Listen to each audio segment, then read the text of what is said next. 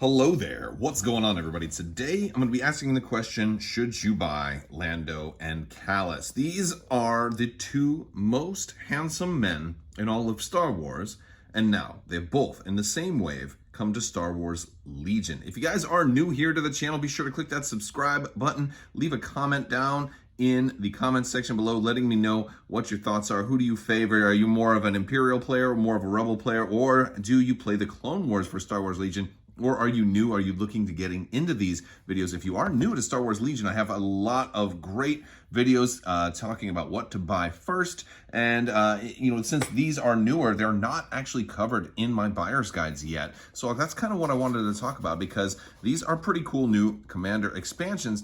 They have a lot of different features. I've already done unboxings of these. Also, big thanks to Fantasy Flight Games for sending out a review copy of Lando and Agent Kallus.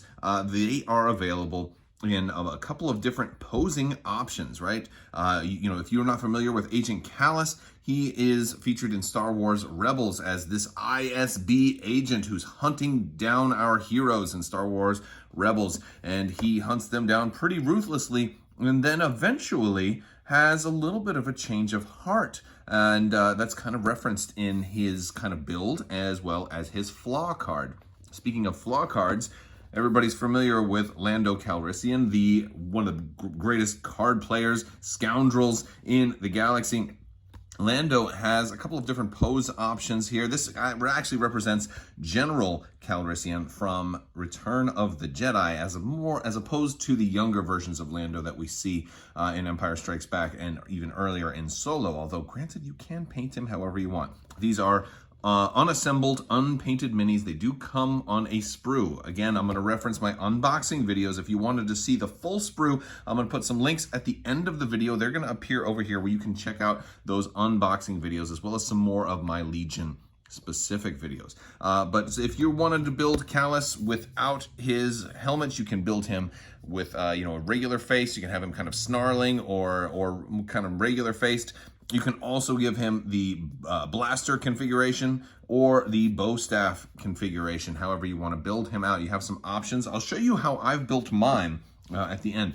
Also, for Lando, you're going to have two different kind of build options with his hands, and actually a total of 3 different capes. Although, with this particular version, there are restrictions, like you can't just mix and match the capes with any of the hand options. The arms are kind of certainly set to go with specific capes.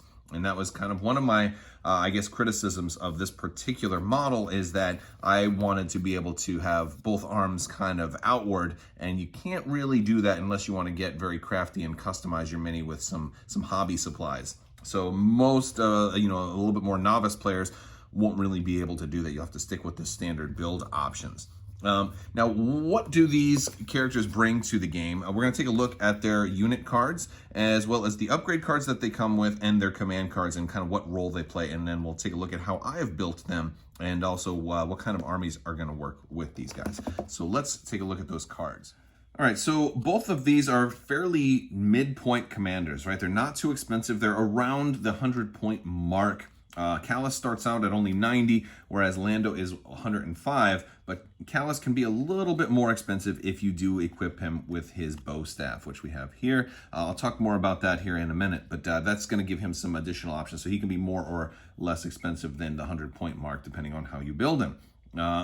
Now, they each have command, they each have training, and they each have gear. So there's actually a lot of symmetry between these two. They each have 6 health and 2 courage, and that's kind of about it. They're both also commanders, and they also have certain things like contingencies in common, which is the new keyword. Contingencies is going to be the one thing that really sets these two units apart from every other commander expansion that we've seen. Contingencies lets you take the normal amount of cards that you would normally be able to start with, command cards such as these, and you get to have kind of a sideboard of command cards. And this is going to really benefit veteran players who have a multitude of different commander and operative options and have some choices to make on which command cards they want to play. And they're going to be able to have some extra ones that can suit the situation. That's really where these two expansions kind of thrive, in that extra versatility that they give you.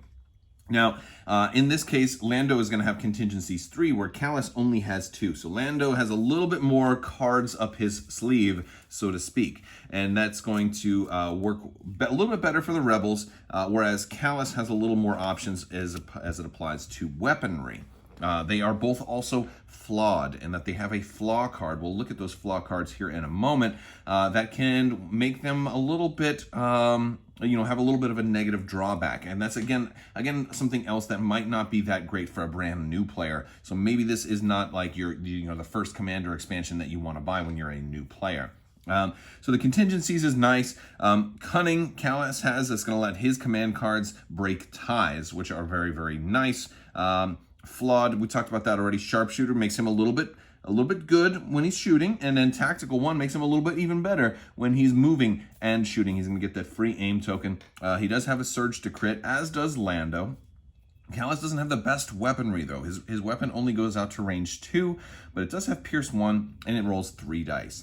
Now, Lando, on the other hand, his weapon goes out a little bit farther. He can go out to range 3, and while he only has 2 dice, one of them is red, and he does have Pierce 1, which helps, definitely make sure that damage goes through, so like Kallus also does. But I think I favor the longer range on Lando's weapon, although that's one of the things you get that extra cost with 105 points. But Kallus also has one additional upgrade, in that he can take the bow rifle staff, which has lethal 1 and reconfigure, and also gives you immune to pierce in melee, or reconfiguring it over to be a 4 dice range 3 attack. Now that's certainly a better attack than this one, but it doesn't have pierce. You have lethal 1 instead, which is kind of like pierce, but not quite as good. I do prefer the bow rifle staff version because you're gaining a really great ability in charge that's almost basically a free action. And this also gives you immunity to pierce, allows him to potentially stand up to Jedi if he needs to, or other characters that have pierce. Like that could also apply to like a Sabine Wren with the Darksaber or something like that.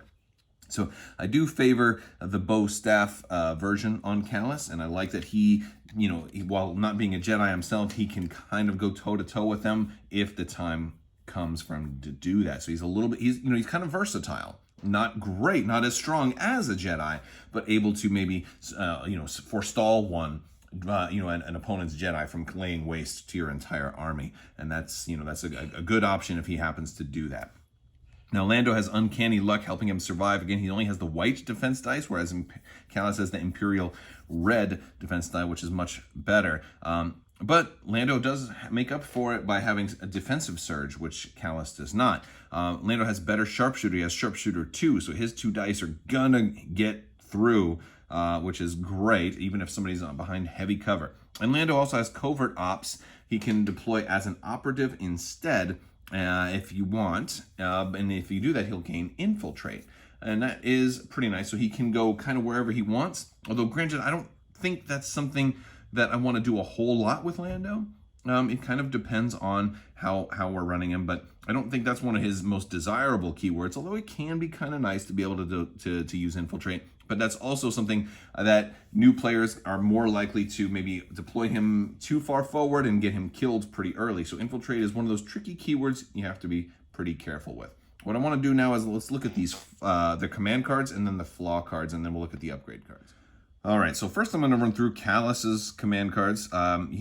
His 3 pip is going to be for him and 2 units, and after somebody defends against a ranged attack, they're going to gain observation tokens, or 2 observation tokens if they're suppressed, basically. So this one's going to put a lot of observation tokens out there. A great way to give your army the ability to reroll, especially builds that don't take a lot of aim actions.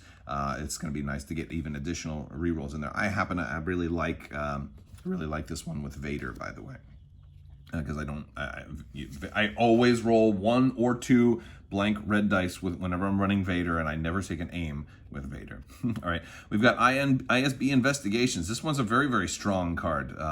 This one, basically, it activates Kallus in 1 unit, and it's going to let you choose a number, and your opponent has to kind of set aside any command cards that have that number of pips from their hand. They're not going to be able to play them next turn. You get to see them, by the way. They have to show them to you, and then they get them back the turn after. So this gives you a great intel and a little bit of battlefield control on what's going to be played. Although, if you're playing against a Lando or a mirror match against another Kallus, their contingencies will potentially be a one-way around this card. And then he's got a Face Me card, which gives him Agile 1 and Block. So now all of a sudden his lack of a defensive surge isn't quite that bad. During his activation, he can perform a free recover action, which is also really nice. And we also got recover actions on his 3-pip on Ruthless Tactics as well. But this one also, basically enemy units that are engaged with him can't withdraw, as that's one of the big things here. Now, this one's mixed because you think he's going to do a showdown against a big melee warrior. However, most Jedi tend to run Force Push, which can still be used to get away from him. Also, characters that have the keyword disengage, like Luke Skywalker and his Jedi digs, he can still get away from that because he's not doing the withdraw. He's just doing a move action, because disengage, because there's a lot of questions about, okay, wait, can Luke still get away from him? And the answer is absolutely yes, he can, because there's a difference between doing a move action and doing a withdraw, because a withdraw is a very special thing, and that's all referenced in the rules reference guide. This is kind of one of the things that I see people ask questions about this one a lot. But I think this one's more used to tie up like a regular full-blown unit that's trying to make off with an objective that you're afraid they're going to try and disengage. Now, Lando, he's got All In, really fun card here for his 3-pip. Each enemy unit at range 1 to 3 and in line of sight of Lando gains 2 observation tokens. Hey, that reminds us of the 3-pip on the other side. Before Lando rolls dice during an attack, you may declare a blank or a critical result. After your reroll step, if there's at least one of the declared result, add 2 matching results. If there's not, your opponent gets to remove up to 2 of your dice. So basically, he's saying, I'm going to block this attack, or I'm going to roll a crit on this attack. I think it's better used for defense because you have a higher chance of rolling a block because it's a D6, a 1 in 6 chance, versus a crit on attack, which is a 1 in 8 chance. So it's a little bit better, more of a defensive card for Lando, but it can potentially, if you absolutely positively need to get lots and lots of crits, you can potentially do it. And so that much is pretty cool. But it also can punish you. Again, punishing cards, the cards that can kind of backfire and really hurt you, not the best for new players.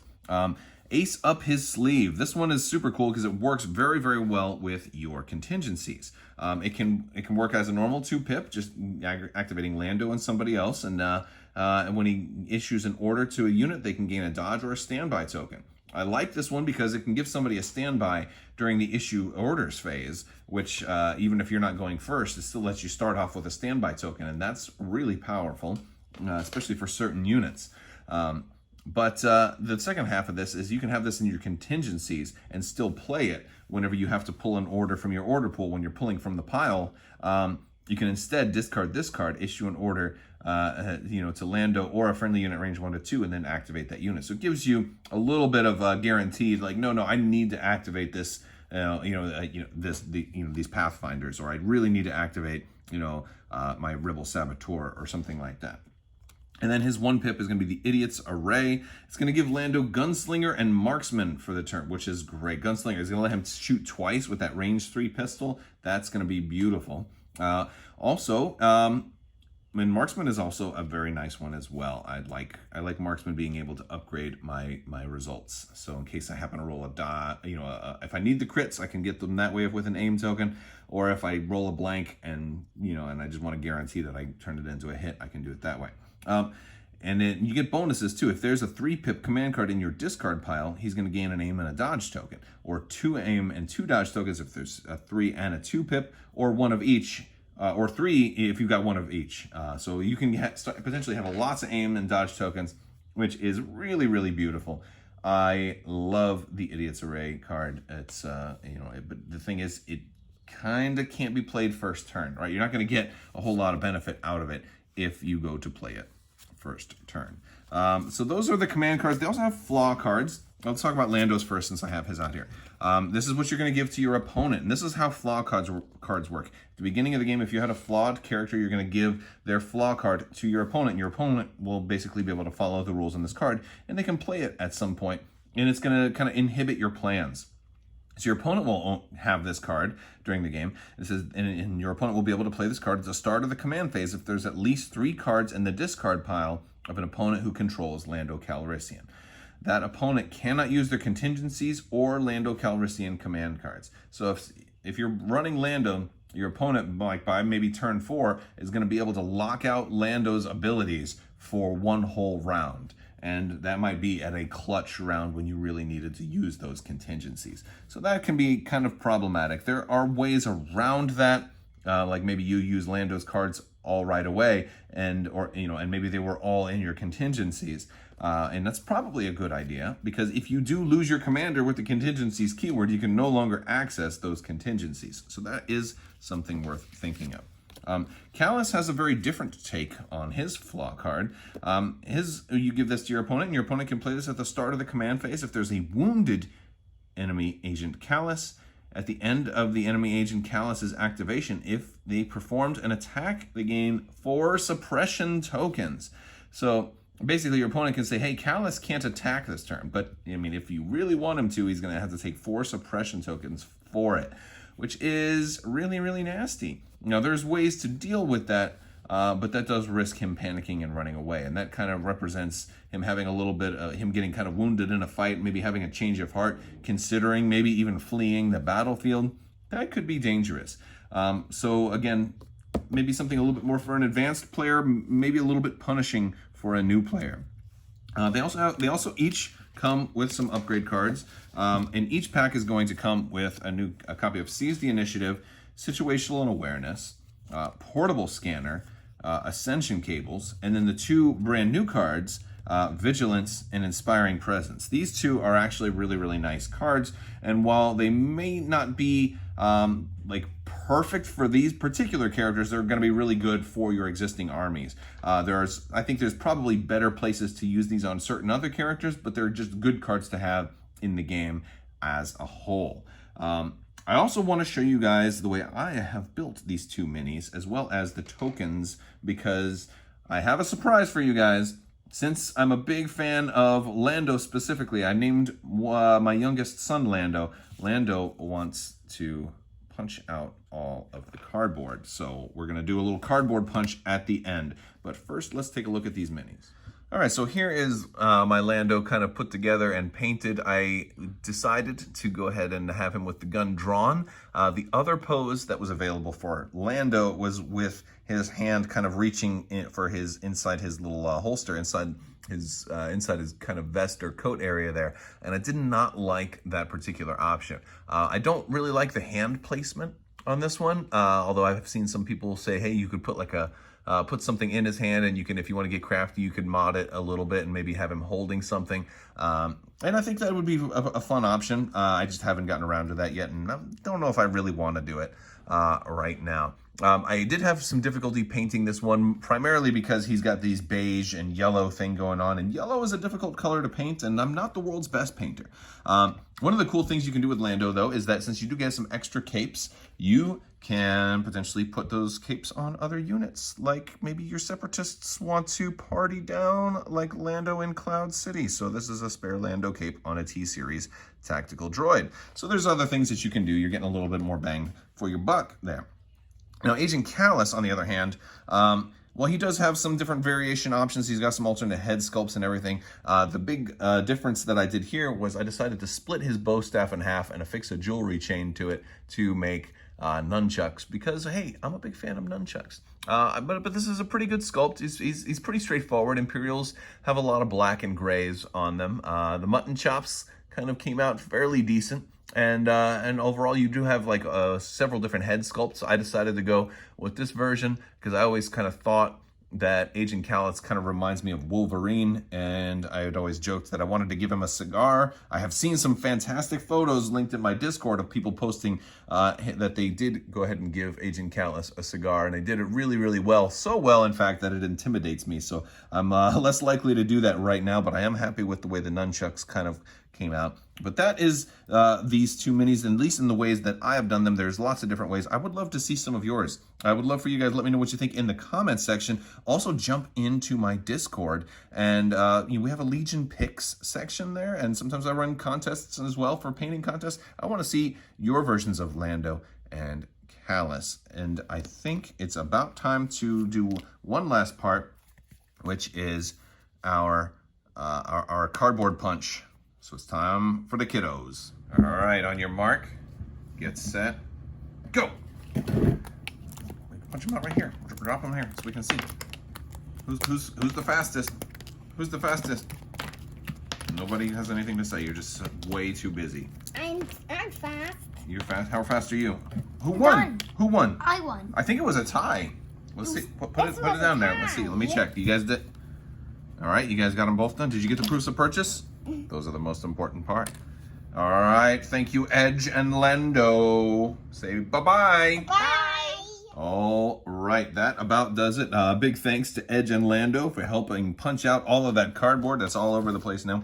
Also, big thanks to Fantasy Flight Games for sending out a Kallus and Lando as a review copy. They helped make this video possible. So big thanks to, Asmodee. It used to be Fantasy Flight, now Atomic Mass Games. So I'm just going to say Asmodee, but so used to thanking FFG. But yes, so now I guess the big question right now, the last question is, like when should you buy these? When are they really going to, complement your army? And I think there's a couple of different ways. First off, I think the operative versions of Luke and Vader, respectively for Empire or Rebel, are really great options to pair with these two guys for their contingencies. I think those are excellent, operative characters to use, or even if you want to use their commander versions, because of the fact that each of them now have 6 command cards, and now you can potentially run some of Kallus's or some of Lando's plus the other 6. So they make really great ways to also meet that commander requirement for you to run an operative version of Vader and Luke.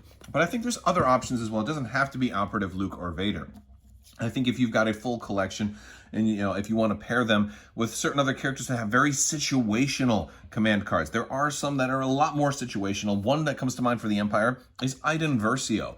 She's got a 2-pip that requires that her little droid still be alive and be very, very close to somebody. And sometimes it can work really, really well. And then other times you might regret taking it. So it makes a perfect option to have in your contingencies.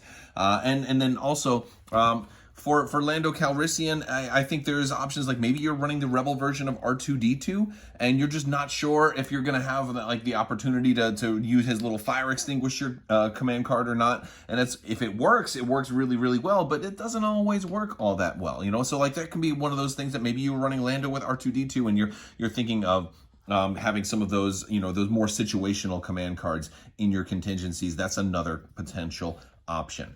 All right, you guys, that's going to about do it for this particular video. They are the sexiest men in the galaxy. It's Lando and Kallus.